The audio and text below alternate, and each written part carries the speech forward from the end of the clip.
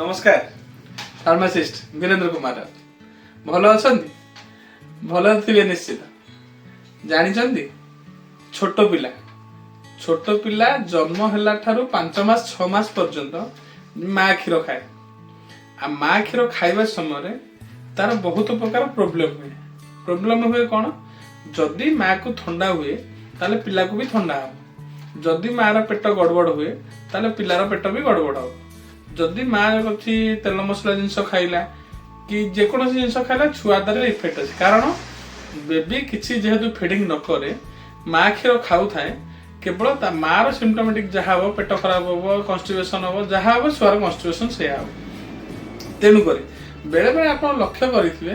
देखिए छोट पिला माने जन्मर 6 मास भितर देखिए बेले बेले इमती मोड़ी माड़ी होते कंटिन्यूअसली कांदुवे से समय आपण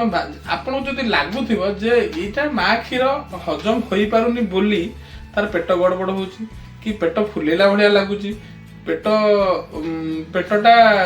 जमी फुल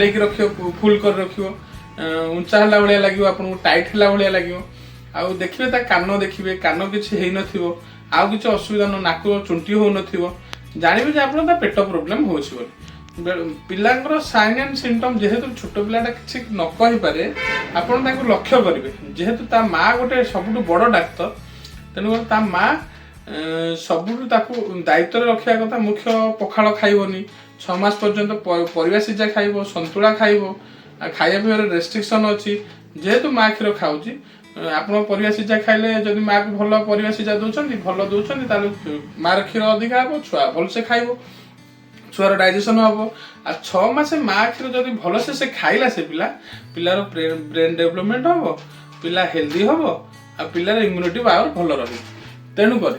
जदि बेले बेले कौन हुए एमती भी ओकेजन थाए के माँ कौन टे खाईदे ता मन कौन 6 मास रहा संभव कथा नुह ना तेना आम जमी मन हेल्ले कौन टे खाईदे से चिकेन खाईदेला कि मसला जिन खाईदेला पिलार पेट जो गड़बड़ हुए पिलार पेट जो गड़बड़ हुए पिला मोड़ी माड़ी हम पेट फुलेकी रखियो खाली कांदिब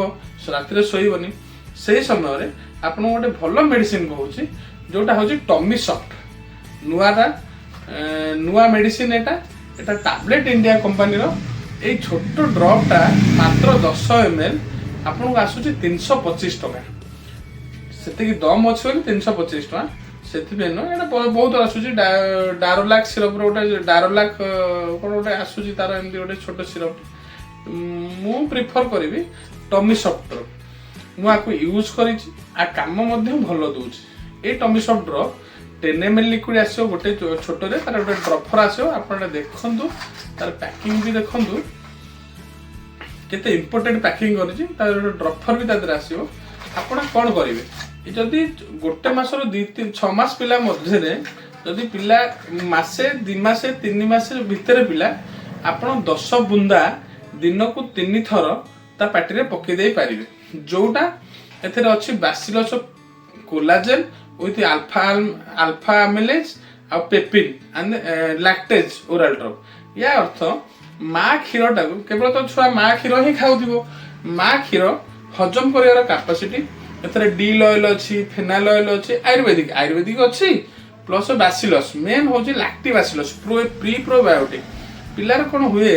तार स्टोमाक भितर तार पीएच लेवलटा एपट सेपट हो जाए तेणुक जदि प्री प्रोबायोटिक से खाए तार इंटेस्टाइन आ तार स्टोमाक भल रहे आप गोटे रिसर्च होता जे प्री प्रोबायोटिक जिते बड़ लोक हो कि छोट पिला जिते प्री प्रोबायोटिक आप खाइबे आप डाइजेशन प्रोसेसटा से स्ट्रंग हम आप दीर्घजीवी भी हो पारे तेणुक टमी सॉफ्ट ड्रप सुपर आउ भल प्री प्रोबायोटिक जोटा माने रिसर्च प्रोडक्ट मात्र 10 ml ड्रप को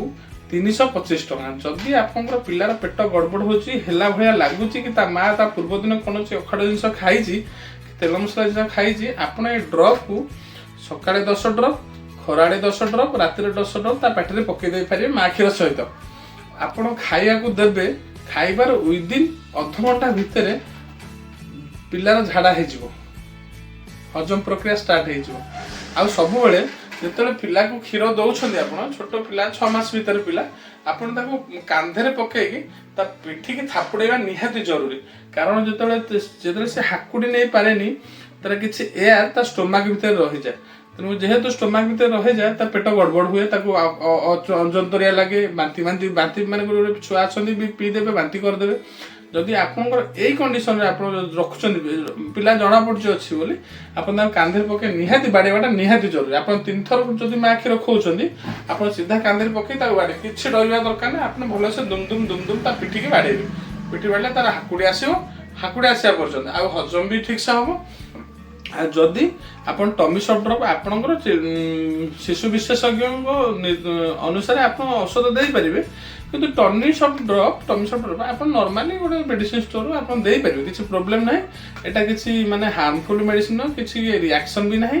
ଆଉ ଭଲ ମେଡିସିନ ଏଟା ଗୋଟେ ଭିଟାମିନ ଟାଇପ ଯେମିତି ବାସିଲସ୍ ଆମର ଯେମିତି ଲାକ୍ଟିବାସିଲସ୍ ପ୍ରି ପ୍ରୋବାୟୋଟିକ୍ ଯେମିତି ଦହିରୁ ଗୋଟେ ତିଆରି ହୋଇଥାଏ ପ୍ରି ପ୍ରୋବାୟୋଟିକ୍ ସେ ପ୍ରି ପ୍ରୋବାୟୋଟିକ୍ ଆଉ ତା ଦେହରେ ଡିଲ୍ ଅଏଲ୍ ଫେନାଇଲ୍ ଅଏଲ୍ ଅଛି ଆପଣ ୟାର ବି ସିରପ ବି ଆସୁଛି ଟମି ସଫ୍ଟ ସିରପ ଆସୁଛି ଆପଣଙ୍କୁ ଆଉ ଗୋଟେ ଭିଡ଼ିଓରେ ଆପଣଙ୍କୁ ଟମି ସଫ୍ଟ ସିରପ କହିବି ଯୋଉଟାକି 4 ବର୍ଷକ ପରେ ଯୋଉ ପିଲା ଖାଇବା ପାଇଁ ଏଇଟା ଟମି ସଫ୍ଟ ଡ୍ରପ୍ ଆମେ 6 ମାସ ଭିତରେ ଦେଇପାରିବା ବର୍ଷେ ଯାକେ ବି ଦେଇପାରିବେ ଆପଣ ଯଦି 20 ବୁନ୍ଦା 3 ଥର ଦେଇପାରିବେ ଯଦି 6 ମାସ ପିଲା ହେଲା ଆପଣ 20 ବୁନ୍ଦା 3 ଥର ବି ଦେଇପାରିବେ ଆଉ ଯଦି 3-4 ମାସ ଅଛି ତାହେଲେ 10 ବୁନ୍ଦା 3 ଥର ଦେଲେ ବି କାମ କରିବ ଆଉ କାମ ଆପଣ ବିଶ୍ୱାସ କରିବେନି ମେଡିସିନଟା ଆପଣ ଦିଅନ୍ତୁ ଦେଲା ପରେ ଜାଣିବେ କାମ କେମିତିଆ କରୁଛି ଯଦି ମା ଇଆଡୁ ସିଆଡୁ ଖାଉଛି ଆପଣଙ୍କୁ ଲାଗୁଛି ପିଲାର ପେଟ ଗଡ଼ବଡ଼ ଯଦି ଧରି ନିଅନ୍ତୁ ପିଲାକୁ ମା ମାନେ ଶୋଇକିନା କ୍ଷୀର ପିଉଥିବ ତା କାନରେ କ୍ଷୀର ପଶିଯାଏ ତା କାନ ଇନଫେକ୍ସନ ହେଇ ପିନ୍ଧୁଥିବ ସେଥିପାଇଁ ବି ପିଲା କାନ୍ଦୁଥାଇ ପାରନ୍ତି ପିଲା ଠିକ ସେ ରାତିରେ ଶୋଇପାରୁନି ସେଥିପାଇଁ ବି ପିଲା କାନ୍ଦୁଥାଇ ପାରନ୍ତି ତେଣୁ ପିଲା କାହିଁକି କାନ୍ଦୁଛି ପିଲା ତ କହିପାରୁନି ନା ହେଲେ ଆମେ କେମିତି ଜାଣିବା ପିଲା କ'ଣ ପାଇଁ କାନ୍ଦୁଛି ମୁଖ୍ୟ ଜିନିଷ ଆପଣ ଯଦି କିଛି ନ ଜାଣିପାରୁଛନ୍ତି ତାହେଲେ ଆପଣ ଡାକ୍ତରଙ୍କୁ ନେଇ ଦେଖେଇଦେବେ ଆଉ ଯଦି ଆପଣ ଜାଣିପାରୁଛନ୍ତି ପିଲାର ପେଟ ଗଡ଼ବଡ଼ ହେଲା ଭଳିଆ ଲାଗୁଛି ପିଲା ଦେଖିବେ ମୋଡ଼ି ମାଡ଼ି ହବ ଭଲସେ ଶୋଇବନି ଖାଲି କାନ୍ଦୁଥିବ ବାରମ୍ବାର କାନ୍ଦୁଥିବ ଆପଣ 10 ଡ୍ରପ୍ ଇନିସିଆଲି ଦେଇପାରିବେ ଯେମିତି ଆପଣ ବୋନିସନ୍ ଦଉଛନ୍ତି ଗ୍ରାଇ ମିକ୍ସଚର ଦଉଛନ୍ତି ଆଉ ଉଡ଼ୱାର୍ଡର ଯୋଉ ଗ୍ରାଇ ପାଟର ଦଉଛନ୍ତି ସେଇ ହିସାବରେ ଆପଣ ଟମି ସଫ୍ଟ ଡ୍ରପ୍ ଦେଇପାରିବେ କିଛି ଦରକାର ନାହିଁ ଆପଣ ଦିଅନ୍ତୁ ଦେଲା ପରେ ମୋତେ କମେଣ୍ଟ ମାଧ୍ୟମରେ ଜଣେଇବେ ଆଉ ଯଦି ଆପଣଙ୍କ ନମ୍ବର ଦରକାର ଆପଣ କମେଣ୍ଟ କରନ୍ତୁ ମୋ ନମ୍ବର ଆପଣଙ୍କୁ ଦେଇଦେବି ମୋ ସାଙ୍ଗେ ଡାଇରେକ୍ଟ ଆପଣ କଥା ହେଇପାରିବେ କିଛି ଅସୁବିଧା ନାହିଁ ଆପଣ ଦିଅନ୍ତୁ ମୋତେ କମେଣ୍ଟ ମାଧ୍ୟମରେ ଜଣେଇବେ ରହିଲି ନମସ୍କାର।